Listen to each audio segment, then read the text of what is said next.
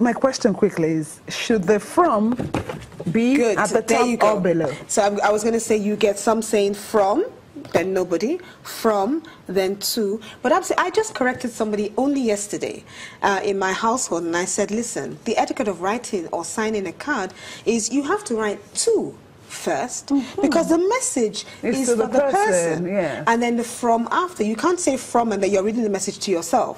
So it is to at the top. So the message comes this to Janet to say, to Janet, from Yomi. Precisely. Okay. Now, if it's a group of people, for instance, you will still say to Janet from the department of, and then you might want to have everyone else sign any blank space, any blank space or overleaf. So you sign at the top here, everybody who is in a group. Make sure that the from is from that group and not just one person, and everyone else signs. Sometimes you have a big card and then you have an opportunity for that group to also add their little message. So they may add a little message, but usually it's a big card. If you know you are actually buying a card as a group, then you do not want to buy this size. You want to buy a bigger size card so that definitely everyone has room to sign.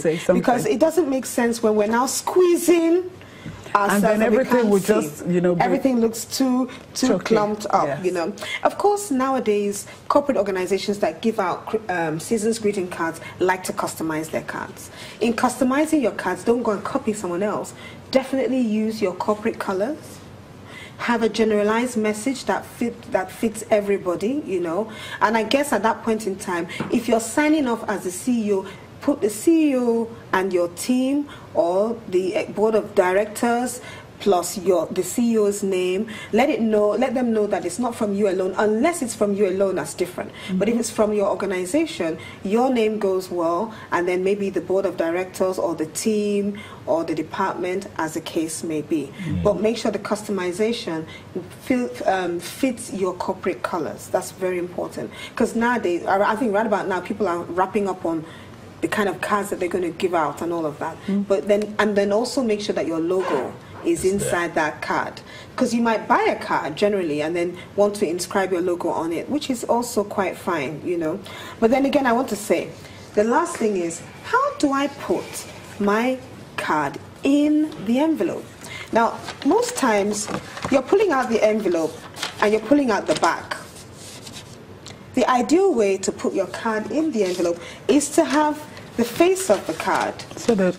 Yes, showing. So when you pull out the card, you're like, ooh, this is nice. So you pull out the card. It's like putting your business card in an envelope and putting the back.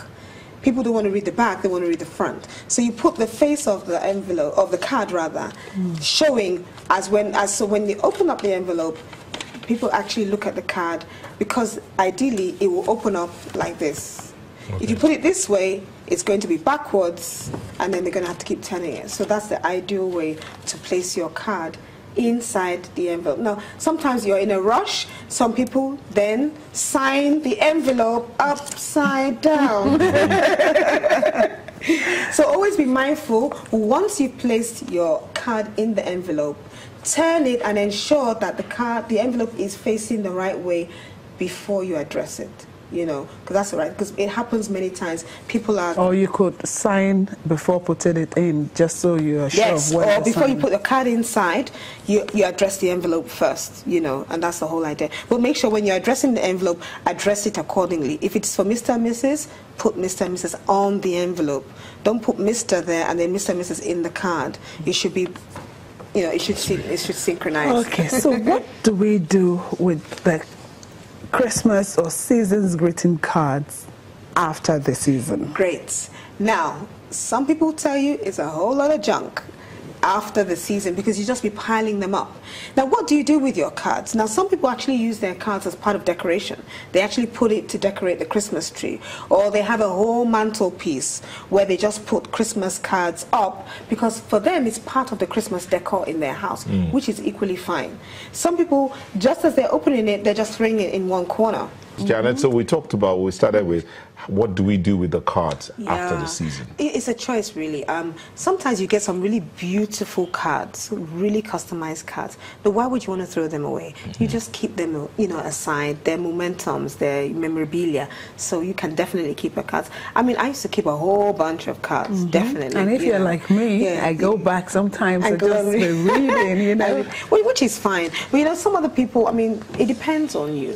What do you want to do? If we had a recycle system here, that would have been great. You just donate your cards and they will recycle it, But really, it's a choice.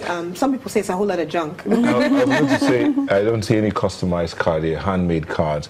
Those cards are not, you don't usually want to throw those cards in because the depth of precision that goes into making one handmade card is...